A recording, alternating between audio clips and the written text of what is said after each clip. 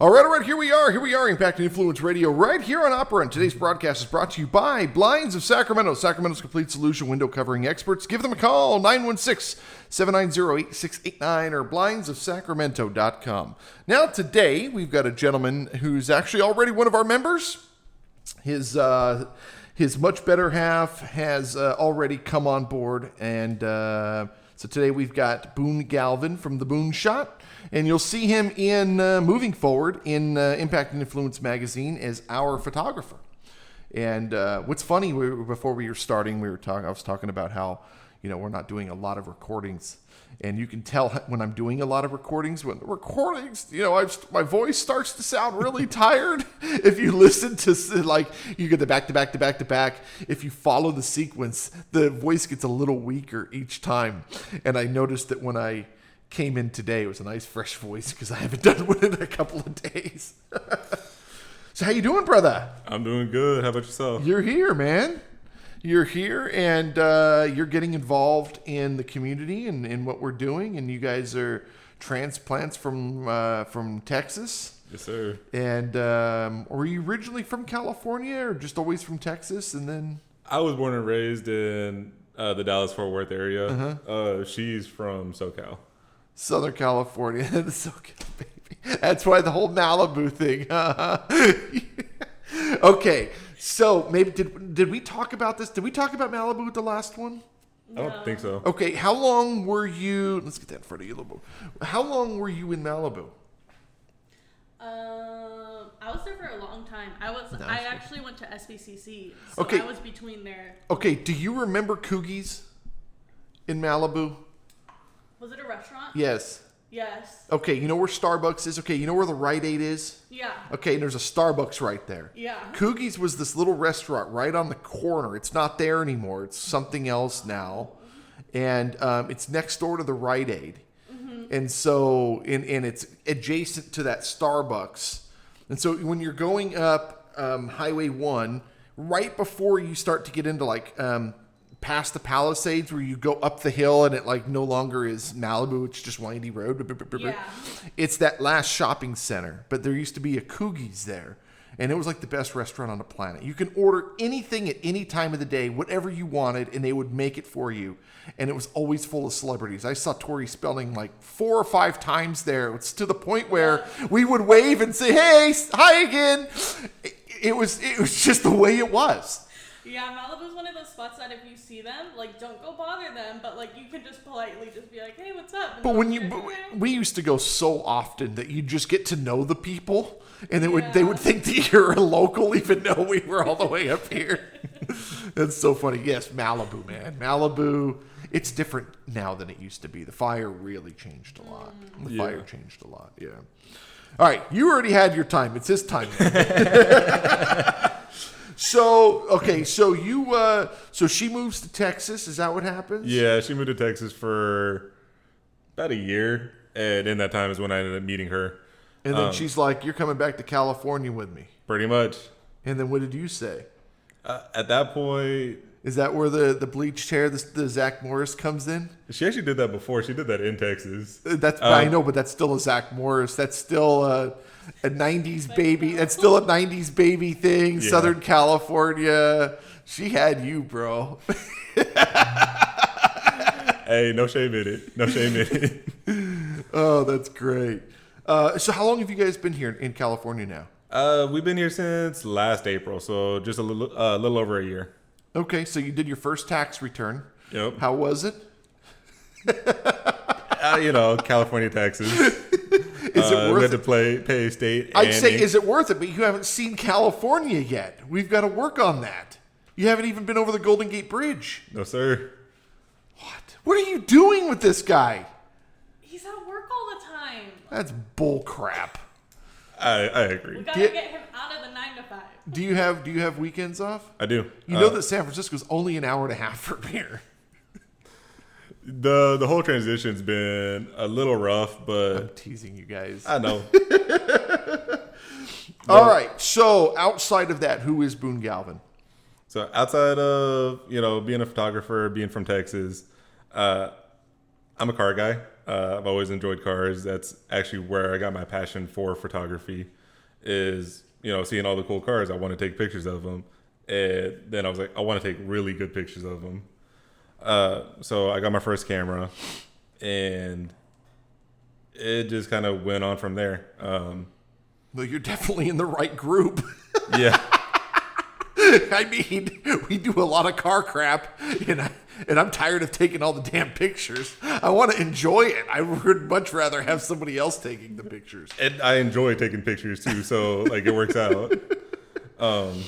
That's one of the things I've kind of missed is I haven't been involved in the car culture out here like I was in Texas.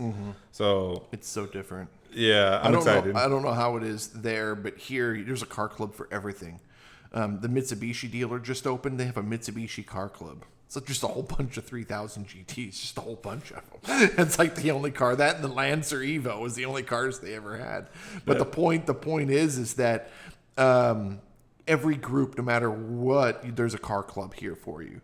I just bought that Buick, and I was like, is there a Buick car club? There literally is a Buick car club. Like, why? Why would somebody do this to themselves? Hey, if they love it, then that's all that matters. And so apart from that, having you involved here, coming to the events, taking the pictures, I think it's a really good trade-off is you can take the pictures and then we can throw your QR code on those images, and then we can drive traffic to you through the magazine. And I don't know if you noticed, but we are not doing anything on social media. The magazine is our social media. Yep. Our group is our social media. And, if people want to see what we're doing, grab a magazine, flip it open, and boom, there you are. Where our competitors like, let's just put everything on the internet. Yeah, it's not the same, especially just digital versus paper. I'd always prefer having the paper edition. Because we're old. I was like, I'm not even 30 yet, and I'm that way. Seriously? Are you guys both in your 20s? Oh my God, you're babies, man. I turned 30 in November. Congrats. November what? 8th. Okay, Scorpio. Yes, sir. You're not cool enough for the Sagittarius Club. Yeah, I'll pass on that one. What's yours? What? I don't care what your birthday. What's your horoscope? Gemini. Oh man, you guys are fiery. Do you guys have that friction? Ugh. We did at first, but we've worked through it. My wife is what? Hers is September 0917, September 17th. What is that? Isn't that a Virgo? Virgo. That's it. Yeah. Oh man, all bad for Sagittarius. It works for us for some reason. But I dated other Virgos and it was all bad, dude. It was so bad. It was totally toxic. So are you a Sagittarius? Sagittarius. Yeah. Yeah. So if you look at the thing, it's the guy. Yeah. So I always imagined a guitar in his hand. With the photography, what do you really want to accomplish with this? I mean, is this something that you're so passionate about that you want to turn this into, like a lifelong career and actually, to see the world and do this? It is. Even when I was like little, I was always taking pictures. My parents would go camping a lot. I would go camping a lot with them. I would take just pictures of random stuff, whether it's all the camping chairs lined up, because sometimes there would be like 15, 20, 25 chairs deep, all different colors, and it's like I thought that was cool. Or we'd go explore nature and we'd see a random bug, and I was like, ooh, let me get a picture of that. And back then it was like 10, 12, 15, and all I had was my phone. Do you think that you've got what it takes to really take this journey to the professional? See, there's different types of professionals, right? You've got the guy that's going to take and do the influencer stuff and build your social media profile. And then you've got the photographer that's going to go out and shoot real estate or shoot headshots. And, it's still, right? We're a magazine, right? And so what we're looking for is we really want that moment, that energy. Yeah. And so do you think you've got what it takes to sharpen your craft to get to the point where you're like, you know what, I want to sell to every magazine? Yep, I do. Is that kind of, have you always been a magazine kind of person? Because for me, I mean, dude, as a kid, it was all magazines. That was just my whole house bedroom was full of magazines. just the way I was. Every time I go to Grandma and Grandpa's, he'd give me every car magazine. I'd go home and I would cut all the pictures off, and all my walls were lined with car pictures, cars and guitars. Is that kind of where you've always, and so now you're with the magazine and you're doing stuff with us? 100%. Like my parents, both of them enjoyed reading magazines. My dad was into all the mechanics and car magazines. And my mom was always into the different kind of like fashion magazines. So like Vogue and whatnot. So it's something I've always been around, and that's part of the reason why I enjoy the paper versus the digital. I think it's awesome what we're doing. It's almost like we're going back in time. We're producing a product that people have forgotten about. Yeah, and still staying like current too. Yeah. We're using AI. We're using, our social media is the magazine. Yeah, It's pretty simple. What types of clients are you looking for? What are you trying to accomplish here? Why are you here? So right now I'm just trying to get everything going. So I'm trying to find my niche. So I'm taking a little bit of everything. So I'm taking the headshots. I'm taking the real estate. I have a drone, so I can get those overhead shots on your real estate. I've taken some fitness pictures. I've taken nature pictures. But once I get my niche and I'm able to quit my 9 to 5, that's where I'm going to hone in and keep going. You just have to be a part of it, dude. You just got to promote the hell out of yourself. Get to these events, hand out cards, talk to people, build relationships. It's the relationship building. Okay, that's why we're doing it the way we're doing it. Yeah, I could build networking events all day. There's a million networking events. I could put you in front of 500 people a week. Why? Why would I want to put you in front of 500? You're not going to build relationships with 500 people. Yeah. So instead, we build a nice, tight little community and build the relationships with those people. And those people are the ones that aren't going to waste your time. If they call you, boom, they expect you to answer, and they're going to give you work. 100%. Even the few events we've been to, we're starting to see the same faces over and over again. We're starting to build those relationships. And that's why we're doing it. Something that I'm not really surprised about, but I'm excited for. Well, you took the necessary steps, dude. You took the steps. I did none of it. Okay? I did none of it. Yeah, I facilitated, but we meet at the event. We shake hands. You give me your card. You tell me your story like every other person. I send a text message. I met 7-8 people at last night's event. Not one person responded to last night's text or the follow-up this morning. Not one person. Yet I know every single one of those people could benefit from the group. But they're not willing to take those steps. So that's why they filter themselves out. And so you took the steps. You responded to the text. You came on board. You bit the bullet. You said, you know what? Let's give it a try. And you did. And look, now you guys are working together. Sabrina's working with Blossom, putting those pieces together. That's yes, it's organic, but you had to do the work. If you don't do the work, if you guys don't take the leap of faith, you're going to get nothing. But you're already doing that. And look at what's happening. You guys are growing. So I think that if you guys just continue to come to the events and get to know these people, you're going to have more work than you know what to do with. Yeah, and that's what I'm excited for. I'm excited for the growth. I'm excited for just the connections. And that's part of the reason why I don't want to limit myself, at least just yet, on what I'm doing for my photography, is because I want to help out all of, the relationships I'm building now too. Well, the other thing is don't give up on the dream either. If it's slow going, that's how long it takes, dude. Yeah. This thing is finally doing well. It took 30 years, bro. It took 30 friggin' years. I mean, we've made money along the way, but to the point where I could start thinking about my nest egg and start thinking about my later years instead of, oh my God, I have bills to pay. It took a long time to get there, right? And so people sometimes don't want to do what's necessary. Now, see, you've already done some of the things that I did early on, which was we already did the cars. We already did the expensive stuff. You already experienced it. You got that out of your system.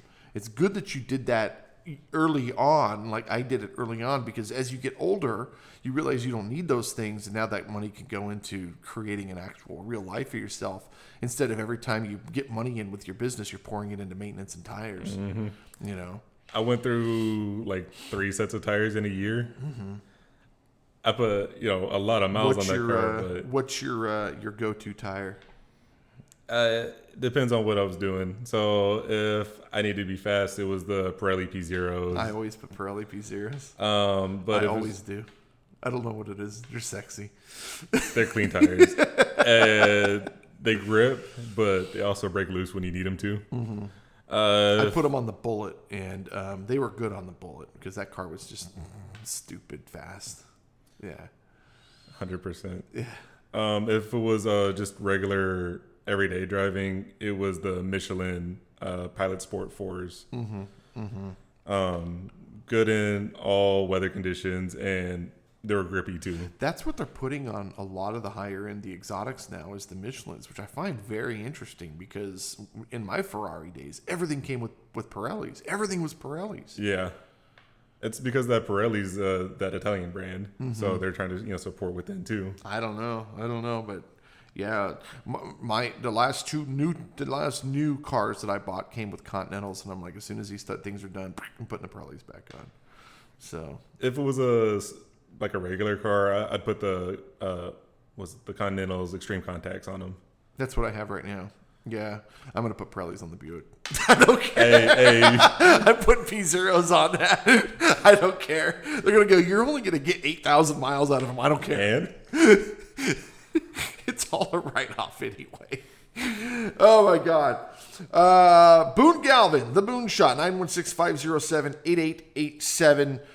Dude, thank you so much. And we're gonna get to know each other, and yeah, we need to go do some double date. I think that'd be really cool. My wife, I don't know if my wife would enjoy that very much.